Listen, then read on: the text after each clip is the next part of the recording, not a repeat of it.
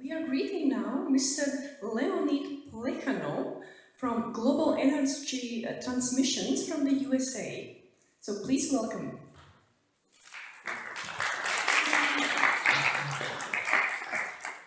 Hello, 1, 2, 3. Okay, good. Thank you. Well, ladies and gentlemen, friends, colleagues, industry professionals, I'm happy to be here and happy to have this chance to talk with you about what we do at Global Energy Transmission, or GET for short. So, let me briefly introduce myself. My name is Leonid. I'm co-founder of Global Energy Transmission, and well, we are a US company with headquarters on the West Coast, and we also have a branch office and engineering center in Moscow, Russia. Well, today I would like to use this opportunity to talk about the future of in-flight wireless charging, and this is basically what we do at GET. Well, we believe that right now we stay, I would say, front of the doors which open air mobility, air transportation, connection between all of us people here and the air and capabilities which air can bring to us. To make this presentation like a more fun, I would like to structure it as four little stories. And let us all begin. Let's start with the first one, which I call a different angle of view. So, well, people usually ask why GET is different or how GET is different from other companies which also work in this area, wireless power transmission. And, well, to answer this question, it's better to go back in time. It was early 2015, and three people, one of them is me, another one is Sergey, who is CTO of our company right now, and Maxim, who is head of engineering. We were sitting in the kitchen. Well, three of us are Russian, and like in the United States, every startup starts in garage. In Russia, everything starts in the kitchen. So we were sitting in the kitchen and thinking, what's wrong with all those companies who are working in wireless power industry nowadays? Because everyone, we were talking about wireless power, but nobody was able to demonstrate anything, more than few centimeters or more than few watts of power. And we said, there should be something wrong about that. And finally, we figured out that everyone trying to make a point-to-point wireless power transmission system. So in general, they try to solve the point-to-point dilemma when they have as small transmitter as possible, as small receiver as possible, and they try to transmit as much power as possible within those 2 points. But what we ask ourselves, is this really a problem which we have to resolve? And the answer for us was, well, probably not.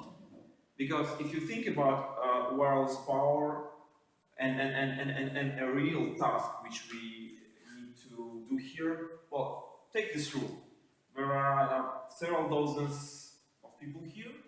Each of us have at least one, maybe two, or even three devices. And, well, we definitely would like to have them all charged wirelessly right now, right here. So in real life, we have a task when we have some space, some area, that could be a room, a building, or some area outside of the building, and we have a number of devices where, okay, and we want all of them being charged simultaneously. And that was a different point of how GET started. That's a key differentiator of our technology. So we do area-to-point wireless power transmission technology, and that's where our innovation starts. Now, that was the first little story. The second little story, I call it hardly can be done. Well, again, we had our first prototype made in early 2015, and that was a small, like this size box. And we were able to make a demonstration when we walk at this box in the room and have a light, small light LED bulbs flying, lighting up while we are walking. And that was a cool demonstration of wireless power. And we started talking with investors, with potential partners and companies who could be interested in that. And typical answer we was able to get by that time was like, oh guys, yeah, this is cool, but you hardly can scale it up. You hardly can power something more demanding in terms of power. You hardly can do it at a larger distance or good efficiency. And we said, okay, we'll see. We'll continue working on that anyway. Middle 2016, Napa Valley, United States, closed McKinsey Summit, and that was the first time we showcased, demonstrated a small size drone that was DJI F550, and we flew the drone for several hours, and we were able to send 300 watts of power to the drone, and it was flying for several hours, and it was impressed, and then people said, well, that's cool, but you hardly can scale it up. You hardly can power a big vehicle because you hardly can send many kilowatts of power. And we said, well, sure we can, but let us work. 2017, we were lucky to raise some money from top tier VC, and one of them is Tim Draper, who is a famous venture capitalist in Silicon Valley, third generation of VCs, and he is, by the way, behind of Skype, Tesla, SpaceX, and many other companies you know nowadays. And we are honored to have this investor in our company as his portfolio. So we opened a new engineering center. This is an engineering facility in Moscow, our engineering facility in Moscow. And by the end of 2017, we already had a big drone, like the one you can see on our booth, flying constantly and charging while flying in our charging station. And we were sending up to 2 kilowatts of power to that vehicle and was able to keep it flying all the time. And again, well, now you know the answer, right? So people were saying, okay, that's interesting, but you cannot charge it in the flight, you can just keep it flying in this small area. And we said, we can do that, so let's see. And this year, May 2018, that was the first time we announced this technology at a big event that's AUVSI Exponential, the biggest event in unmanned industry in the United States and probably in the entire world. And that was quite successful event for us. So we had a queue of people standing in front of our booth for 3 days, and finally we were honored third place in technology innovation, which is definitely great. But by that time, we just announced a technology, not a product.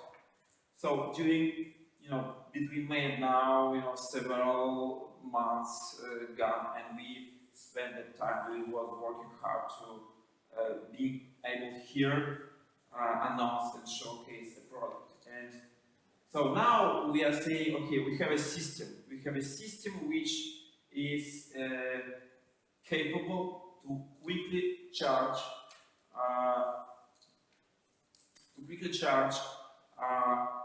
big heavy industrial class drone on the fly in our wireless power charging cloud.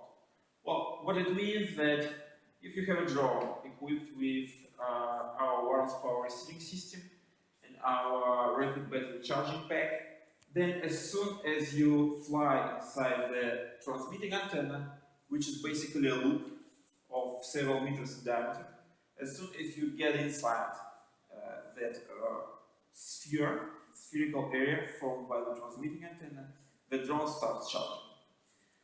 It gets charged on the fly, so you don't need to land, you don't need to plug in anything. And we really can do it quickly. So we can charge this drone in several minutes, basically from 6 to 8 minutes, to fill in the battery to center.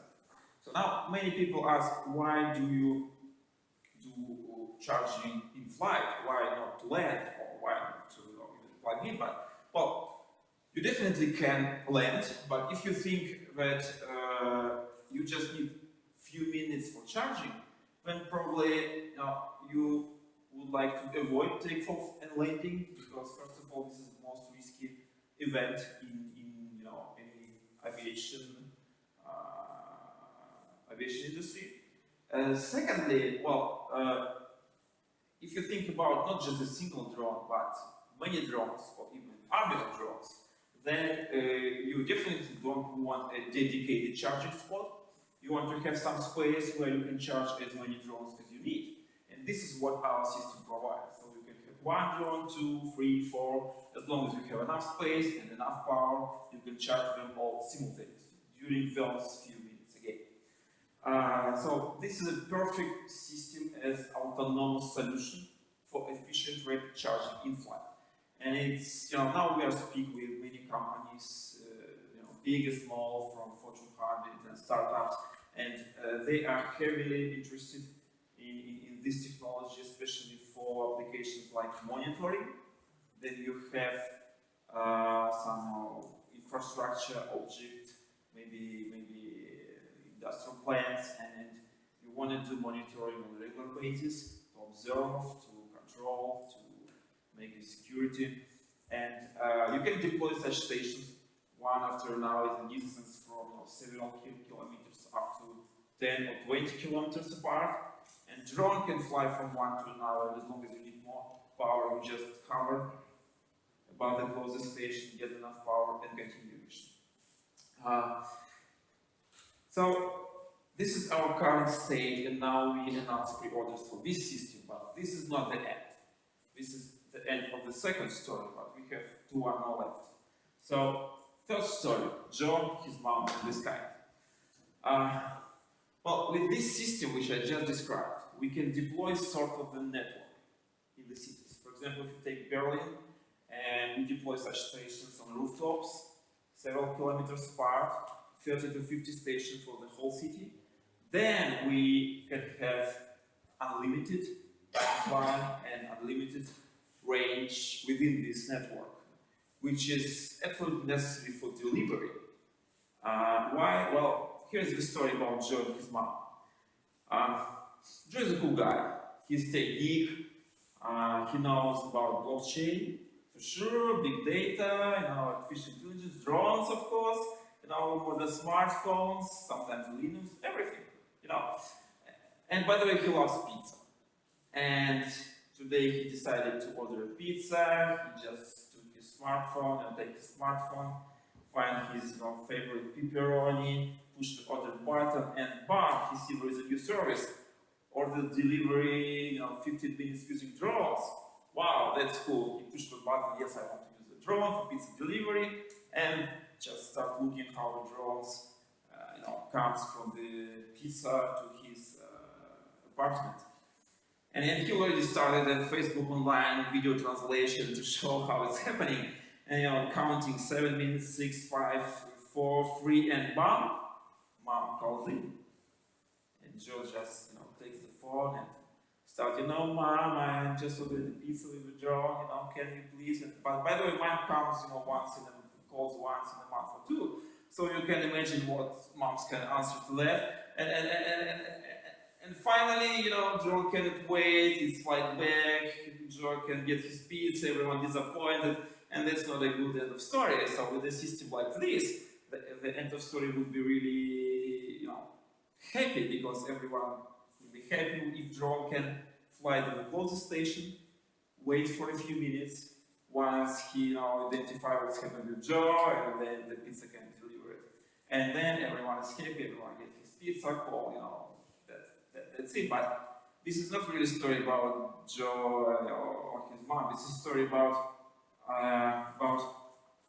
how we can get connected to the sky. Today we live in the world of networks. We have hardware networks, or cell networks, internet.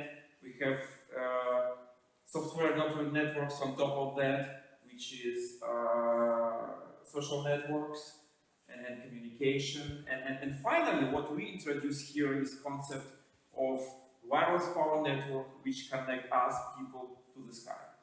And that's a major step in our development, and this is what I see is the nearest future, maybe in a year, maximum 2 from now. And this is still not the end, because the next step would be urban air transportation.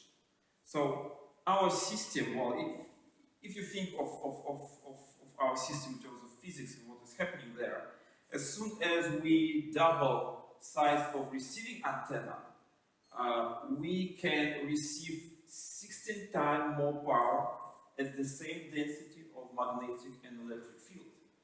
Which finally means that if you have a big electrical drone or flying car or whatever you like to call it, but if you have a big vehicle, electrically powered, which can carry passenger, then we can power that vehicle on the flight too. Not now, but in a few years from now, yes, for sure. And that opens an era for urban air transportation, also for VTOLs, vertical takeoff and landing vehicles, and all those projects which companies like Uber, Google, and others are working on right now. Well, maybe I will stop here talking about the future and go back a little bit to what is happening right now. And that was end of the third story. And story number 4. Well, we offer to, start this story, your own story. You can start your own story with games. So story number 4 is your own story. And to make this story happen, we offer 3 orders to our basic system, which includes a power station and 2 commercial grade drones. And you can extend that. I will not stop here because you can go to our booth and we can talk about any details which you want to know about it. This is pretty much it. Well, I would maybe finish my speech with a little joke. Sometimes we say if you want to have your life full of miracle, just don't study physics at school. Okay? I would say that even if you study physics at school and at high school, well, your life still will be full of miracle, because with all this innovation we all do here, with all of you, we still see and expect a lot of miracle nowadays, next day, and out. Well, thank you so much, and if you have any questions, please.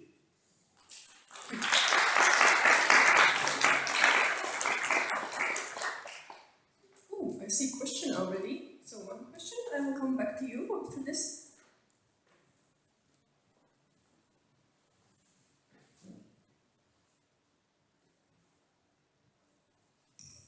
Hello, I'm Azhar from United Kingdom, Canterbury Christchurch University. It's an excellent idea. I can understand the proof of concept has been established. Now, in terms of sustainability, I mean, the resources we have, it's limited resources. Now, do you like to collaborate with the smart cities project like that, so that you can possibly implement your ideas into existing structure? I mean, the story about Joe, and I mean, in terms of ordering pizza, do you need? It looks to me like it's a big sort of space. You need several meters. Why can you not do that in a sort of microstructure using existing buildings? When you have, as you say, you have software-defined networks, smart cities, new ideas, new things coming. Now, obviously, this is another network. It's, just going another tangent. How we live in this world when you have so many ideas, so many things, there is no collaboration to have something that is actually more feasible and more realistic. Well, thanks for the question. I hope I get the point. So, well, of course, we are happy to collaborate on various projects, and we're already in discussion with companies from around the world, actually. Well, still, as any technology, it has limitation. It has strength point. It has weak points. So with this technology, well, first of all, well, this is not magnetic carbon. Okay, so we can, for example, place such kind of antenna here inside the building too. But if you start, thinking of charging devices like mobile communication devices here, you probably will have very pure efficiency. And in terms of resources, which you mentioned, that is not good idea of application. But here, then you have this system like a standalone installation, a little bit above the ground. We can achieve as much as 80% efficiency from a plug into the battery, which is quite high. So, although we are thinking about other industries where this technology can be applied and useful, there are still limitations which we have to consider, and one of them that we cannot allow big metal objects or metal structure inside the loop because that causes usually more losses and nobody likes that. But again, yeah, we are happy to collaborate. As usual, the devil is in details. So if you have any particular ideas, let's discuss and let's try and find out if we can do something together. Thank you.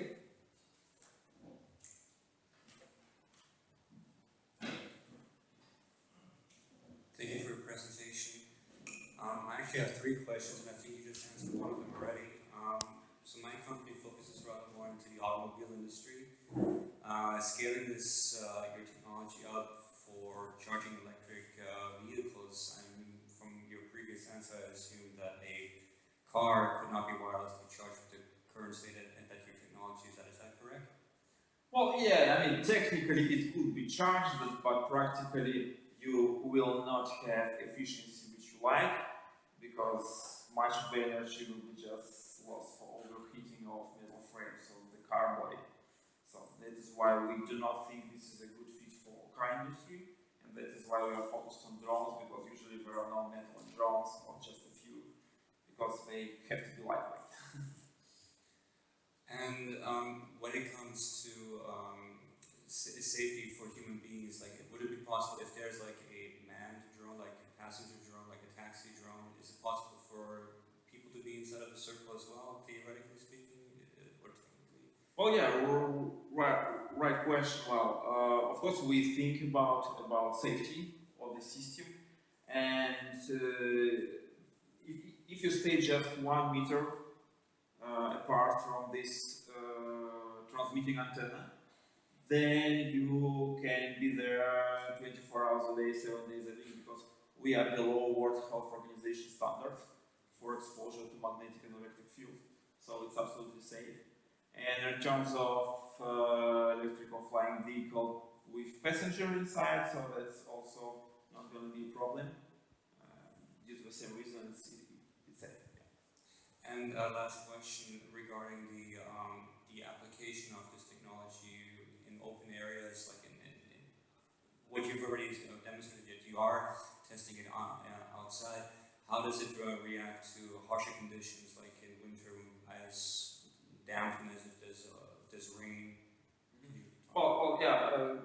Actually, two parts of answer to your question. Well, number one, it can be used inside too. So we have companies who are now interested in this system for their activities, for example, warehouse inventory using drones for bigger warehouses, and we have this use case and we are working on it. Of course, in that case, we use a little bit smaller drone inside, in-building installation. But going back to the outside deployment, well, one of the benefits of this wireless power technology is that there is no any connectors or physical connection, and it works same way in case of rain, humidity, and snow. So basically, we don't care as soon as drone can fly in that conditions. Okay, thank you.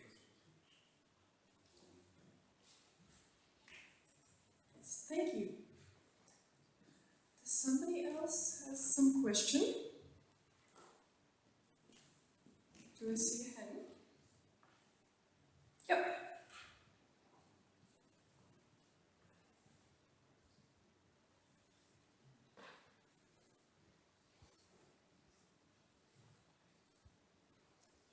Hi, Steve from Loughborough University in the UK.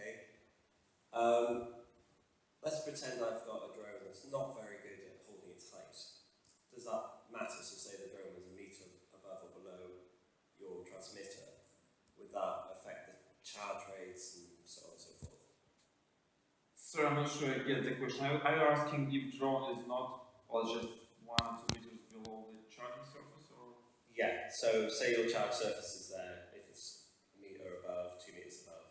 Ah, okay, yeah. Well, basically there is no charging surface. There is a charging area, which is basically a sort of flattened sphere around the transmitting loop. So if you have a loop like 8 meters in diameter, then you could be a couple of meters above or below or even outside, and it still works. Thank you. Thank you. Do we have some more questions? I see a question.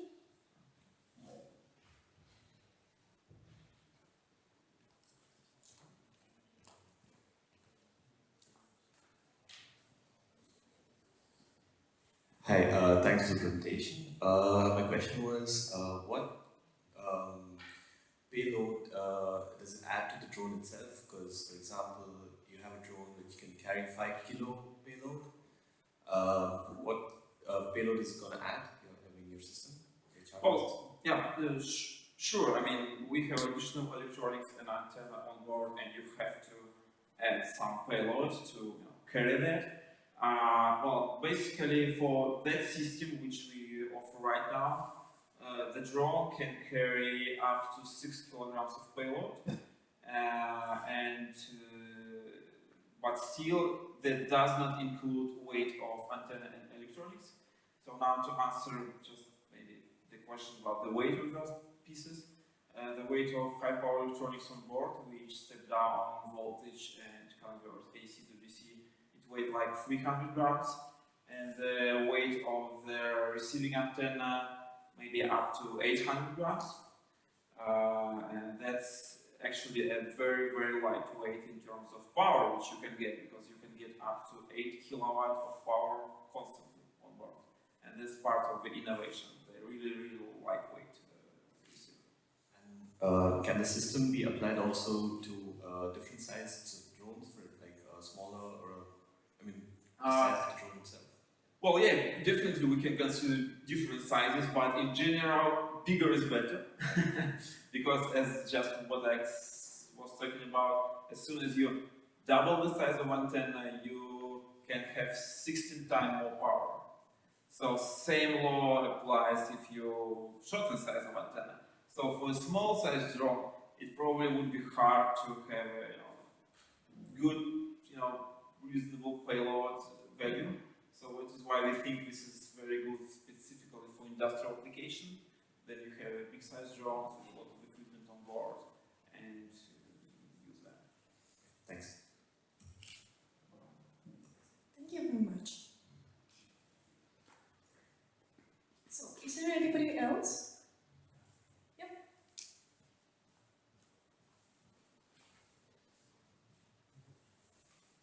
Jens van Haken for the Corp Solutions. Not really from your presentation, but from this question round, I learned that metal is a major issue for your charging technology. Do you see any other problems or issues in the current drone designs, which leads to some issues with your technology? So something which could be improved from current designs, mechanical or other questions of design purposes? Are you asking what limitations do we have for our applications?